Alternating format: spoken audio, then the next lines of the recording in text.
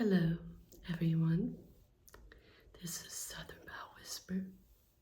I hope you all are doing well today and that you are having an amazing Cinco de Mayo. I realized at the end of my video that I made yesterday that I was calling it Mardi Gras. And my niece, she's like a detective. She was like, you understand you were saying Mardi Gras, not Cinco de Mayo. It was just a mistake, but by the time the end of that video, my brother was in the driveway, so I decided to upload it anyways. But you guys knew what I meant, Cinco de Mayo. I hope you have a great time today. I'm going to be eating my homemade burritos today. I've decided to stay in and just eat my meal here instead of going out to a Mexican restaurant. Anyways, so I have a funny, sweet story to tell you guys. You guys know I'm a caregiver. I sit with people at their homes, and I was sitting with my patient the other day, and she's about 70, by the way, and her neighbor who lives above her knocks on the door and comes in, and they're just, shooting the shit, talking about how rent's going up and this person, that person is trouble and things like that. I'm over there reading my Kindle so they can have their conversation. I don't want eavesdrop. And she sees me reading my Kindle and she said, "You love to read?" And before I even get the yes out of my mouth, she jumps up and runs to the door and leaves.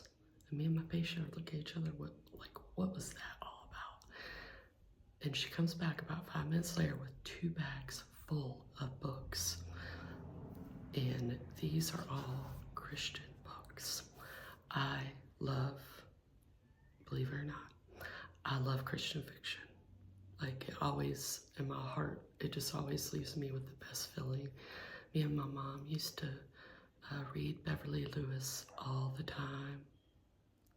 And I just really enjoy it. I really love Christian fiction.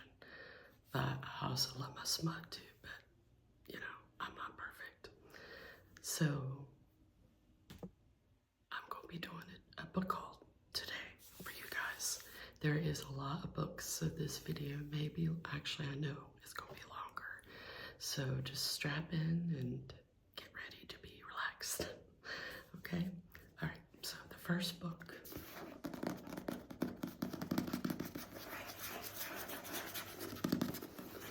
This is called The Orphan Collector, and it's a New York Times bestseller. It's by Ellen Marie Weisman. That's crazy. I used to have a best friend with the last name Weisman. Okay, on the back it says, in the fall of 1918, 13-year-old German immigrant Pia Lang longs to be far from Philadelphia's overcrowded streets and slums and from the anti-German sentiment that compelled her father to enlist in the U.S. Army, hoping to prove his loyalty. But an even more urgent threat has arrived. Spanish influenza is spreading through the city. Soon, dead and dying are everywhere.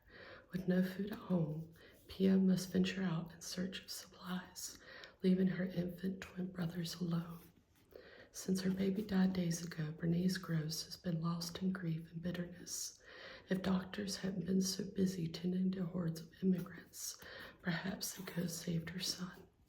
When Bernice sees Pia leaving her tenement across the way, she is buoyed by a shocking, life-altering decision that leads her on a sinister mission to transform the city's orphans and immigrant children into what she feels are true Americans. As Pia navigates the city's somber neighborhoods, she cannot know that her brothers won't be home when she returns, and it will be a long and atrocious journey to learn what happened, even as Bernice plots to keep the truth hidden at any cost. Only with persistence and the courage to face her own shame and fear will Pia put the pieces together and find the strength to risk everything to see justice.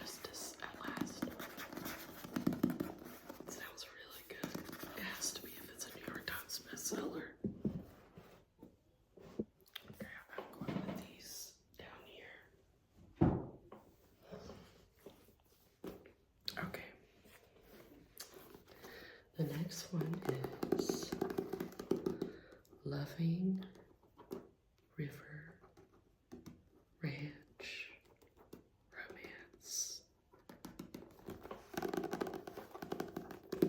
And this is books 1 through 6 by Everly Whitman. I'm not scared, he said, and for the first time in a long time he felt total peace with his choice. Welcome to the captivating world of the Loving River Ranch series, where love, commitment, and a higher calling converge to create a haven of healing and transformation. Inspired by the timeless wisdom of Achilles 3:9-14, this heartwarming series takes you on a remarkable journey set against the backdrop of the Living River Ranch. For years, Margaret, Matthew, and their families have poured their hearts and souls into the Living River Ranch, a place that has touched the lives of countless visitors. Now it's time to embark on a new chapter, expanding their mission to support the next generation of youth facing life's unique challenges.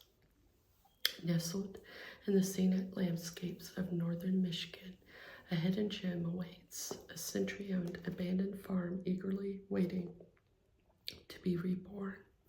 With its 8-bedroom main farmhouse and rustic barn, this once forgotten land holds the promise of becoming a sanctuary for those seeking healing and renewal. But transforming this dormant space into a place of solace won't be easy.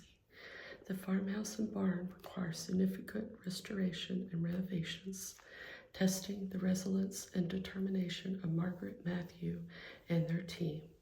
However, the vision of creating a space where healing can flourish fuels their passion and fuels the community's excitement.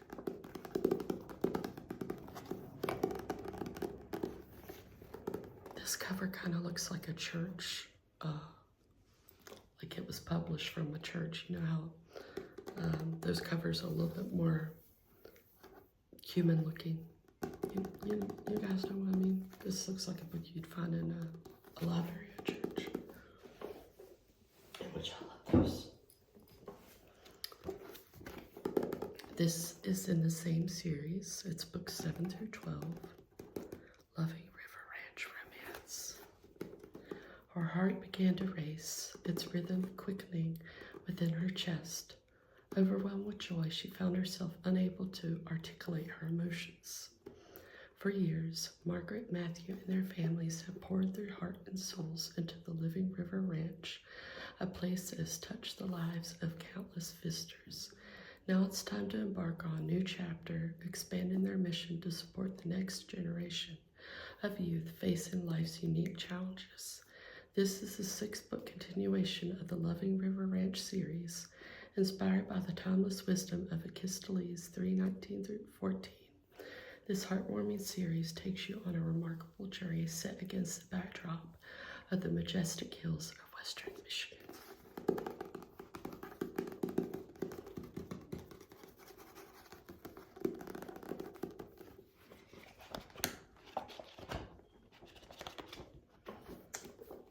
That sounds really interesting. It reminds me of Yellowstone. I've been watching Yellowstone, but Christian and not as much cuss words and sex and stuff. But that series is so good. Thank you, Danielle, for getting me on that series, Yellowstone. But anyways, this is called the Banish series. It's books 1-3 by B.B. Griffith. I love the cover of this. It reminds me of Edgar Allan Poe. When the crows gather over a remote Navajo reservation in the deep Southwest, it is a sign that the thin veil that separates our world from the one beyond is about to open. Without a barrier between life and death, things pass between both worlds. Some of them are good, most of them are not. Three strangers find themselves on the front lines of a supernatural battle that spans generation, crosses our world and the world beyond, and forges bonds that last through life and death. This collection contains 3 full novels: Follow the Crow, Book 1, Beyond the Veil, Book 2, and The Coyote Way, Book 3. This is a bigger book because it has 3 books in it. That sounds really interesting. I haven't filmed this one, it's going to be really good. Okay, now the rest of the books are all by the same author. And I find it really funny that I got this series from her because back in the day I told you guys one of my books was confiscated when I went to school, and I found it in the library. Why they even had it in the library, I do not know. But it was a book about Columbine, and it got confiscated by my guidance counselor, and he said, I think you would like this author better. She's a Christian author, and it's a lot more positive. And I never read her, but now I can. And so, the first one is Tomorrow's Dream, and it's by Jeanette Oak. I've heard such great things about her. Life once held such promise. Can she ever recapture what seems to be lost? I want to try to get closer to the microphone on this one, on this series, see if you guys like it any better. So it's called Tomorrow's Dream. Kyle is a purposeful young woman who another homecoming. She said all these can be standalone books. I don't have to read them in order. Who, another homecoming, delights a reunion with her birth parents and new relationship with her brother. Now with husband Keith beside her to share her joy and oversee the family's legacy, Kyle's life seems perfect. And then a medical diagnosis pulls the thread that leaves the tapestry of the world unraveling around her. Utterly isolated from the emotional and spiritual anchors in her life, Kyle discovers that her homecoming was only the beginning of the story. So that is called Tomorrow's Dream. I love these. They remind me so much of like Little House on the Prairie. I just love the covers.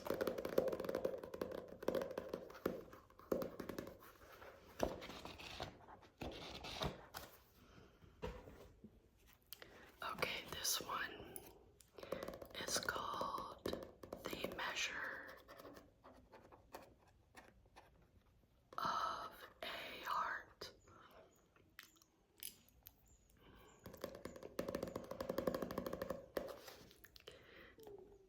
If only the feelings of guilt and inadequacy would go away.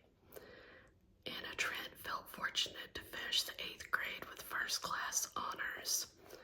The oldest child in a farming family with 6 younger brothers. Anna is shy, sensitive, and a bit self-conscious. But when Austin Parker comes to their church to fill the pastorate for the summer months, the young seminarian is captured by Anna's admirable qualities, especially her intense desire to learn. Through his books and correspondence, Anna's education continues to expand, and the sweet country girl grows into a lovely woman. When they meet again, will she be able to believe that Austin's words are sincere? Despite the compassion and grace she so effectively lives, and despite her selfish commitment to God and His Word, what can she do when time does not erase the inadequacy she feels, or her struggles with the standard that measures her heart? Will she ever be able to see herself as others do? I think I'm going to read this one today. Today's a pretty day outside, so I'm going to sit on my front porch, and I'll probably finish this by today. I love that these books are short. So I'll have this read by today. I promise you guys that.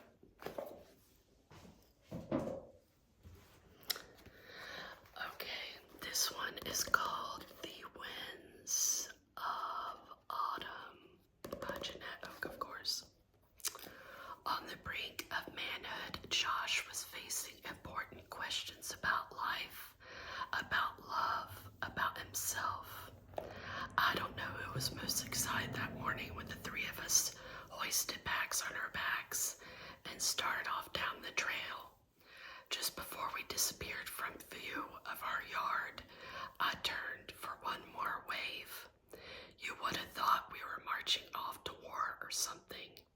I even saw Aunt Lou blow her nose on her white hanky. They all looked glad and sad at the same time, happy we were doing something we really wanted to do, anxious that everything would go all right, and a bit sad that we were growing up. I love this cover. I love fall.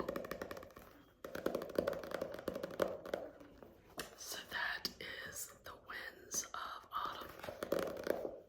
Okay, the next one, which I am about 80% sure was a Lifetime movie.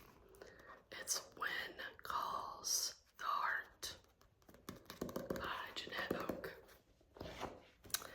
Laugh, cry, and learn with Beth as she experiences life and love on the prairie.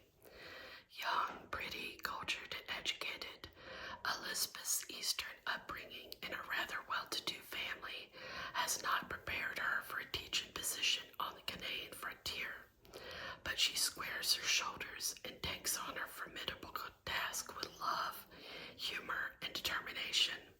She is just as determined not to become romantically involved with the frontiersman, and then she meets Win. But Beth discovers that he also has determined never to marry, and that he would never ask a woman he loved to share the perils in the life of a royal Canadian Montee. Can Beth change his mind, and will Win listen? Will he listen? I don't know. I do not know if he will listen. Okay, this one. I absolutely love these covers, and these books are old, I can tell. I cannot wait to get a bookcase. Like, that is my next purchase for sure. Heritage so different from our own, but one profound connection. And this is called A Gown of Spanish Lace. Gown of Spanish Lace. Ariana loves her life, her parents, her little town, her job as a town school teacher, and her students. But one evening, after classes are done and she prepares to hurry home before a blizzard hits, her whole life changes in an instant. The two rough-looking men who abduct her and take her far from home and family make no response to her frantic questions. Why me? What are you going to do? Where are you taking me? Held hostage in a camp of bandits, Ariana's emotions swing between terror and boredom as days stretch into weeks.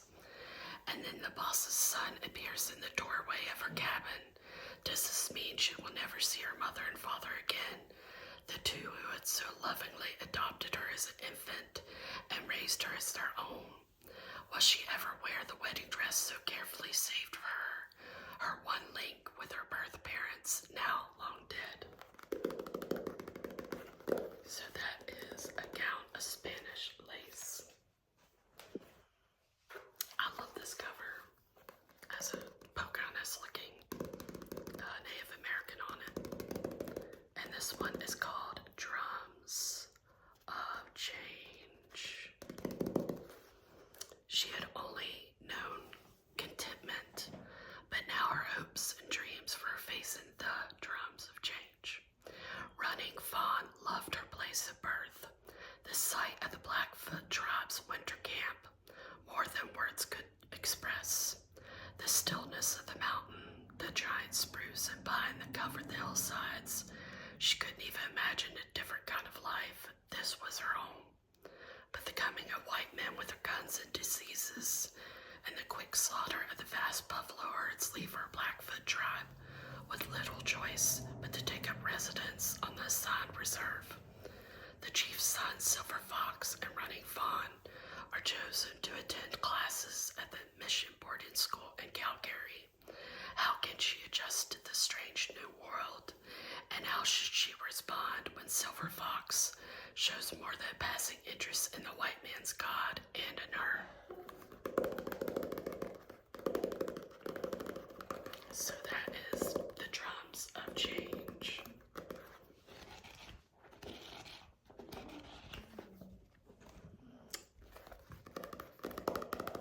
This one is called Roses for Mama. She did not know a bigger challenge was yet to come. Angela Peterson's family had moved west because her mother had not been well. Her father sold the farm and loaded everything they could take with them in 3 wagons. They found new land and a new life, setting about to build another farm. Her mother's health did improve, at least for a while. Then a winter cold put her back in bed, and it became clear she had only months to live. Her mother tried to prepare Angela for the responsibility of raising 3 younger siblings, but no one dreamed that something would happen to her father. Angela, now 17, does her best to care for the children, but still wonders if she is providing everything they need, like her mother did. Preparing them for life seems to require something more, but what? So that is Roses for Mama. Something happens to both her mother and her father. That's sad. Okay. This one I know is one of the books for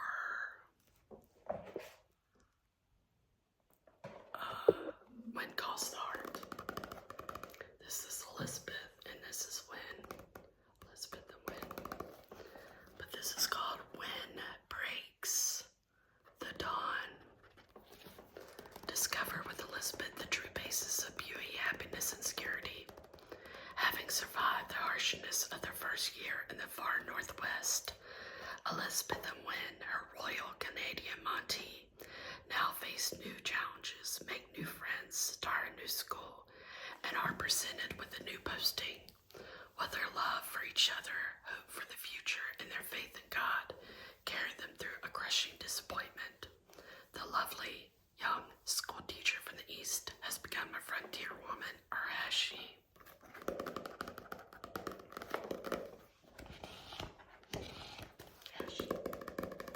We will be shuffling down. So that one goes with When Calls the Heart. So I'll read that one after When Calls the Heart. Okay. The last one is Heart of the Wilderness. That is a very expensive looking coat. Fur coat. Would Kendra ever be ready to face the scary and confusing world far from the wilderness she had come to love? George McManus traveled night and day from his wilderness cabin when the tragic news arrived that his daughter and son-in-law had died in a river accident. His only granddaughter, Kendra Marty, not yet 4 years old, has been left behind. McManus was her only family, but what could a trapper living alone in the backwoods do to care for Kendra? She was such a tiny thing, so small to have lost so much. He should have known from the first time he looked into those large green eyes that the two of them belonged together. Papa Mac, as Kendra came to call him, knew her place was with him, but what kind of home, what kind of training could he provide in a wilderness of mountains and trees and rivers that no one had even named?